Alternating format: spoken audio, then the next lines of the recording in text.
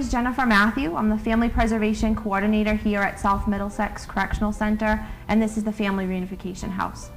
The program's set up to kind of work on the bond between women and their children, to bring them back together, to reunite them even while the woman's still incarcerated. And it's really focused on building that bond and that relationship back between mom and children. The Family Reunification House actually began in the early 1980s at MCI Lancaster as a visiting trailer program where it allowed women in lower custody to have overnight visits with their children. In 2002, when MCI Lancaster was closed, we moved the women to South Middlesex Correctional Center, and with it came the visiting trailer program. Several years ago, the decision was made to make a more permanent structure part of the family reunification process.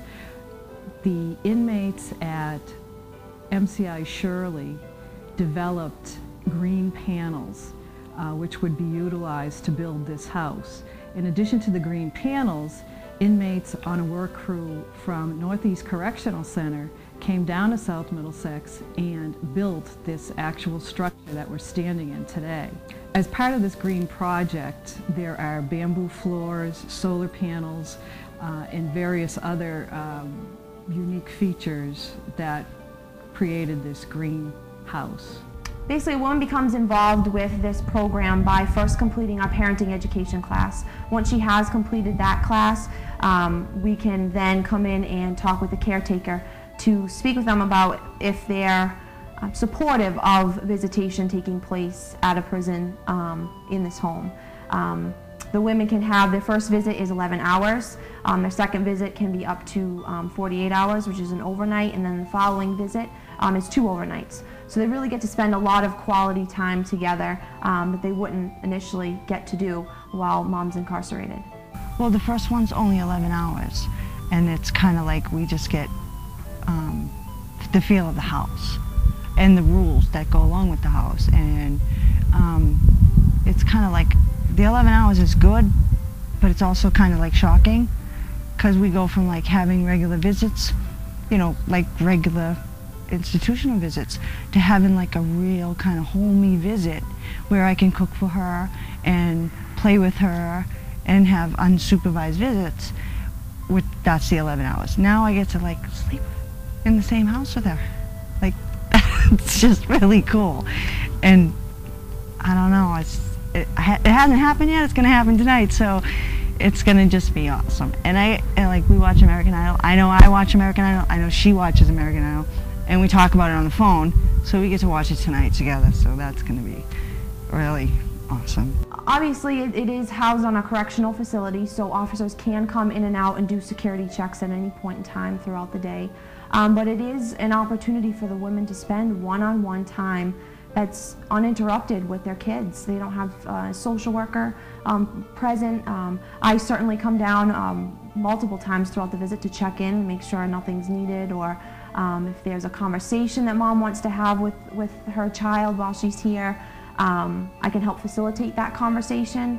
But a lot of times it's just that one-on-one time, mother and child, or mother and children, just interacting and doing things that they used to do at home together.